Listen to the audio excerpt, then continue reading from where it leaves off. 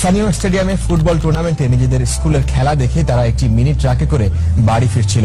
স্কুলের শিক্ষার্থীরা কোনোভাবেই বিশ্বাস করতে পারছেন না তাদের 42 জন সহপাঠী আর তাদের মাঝে নেই।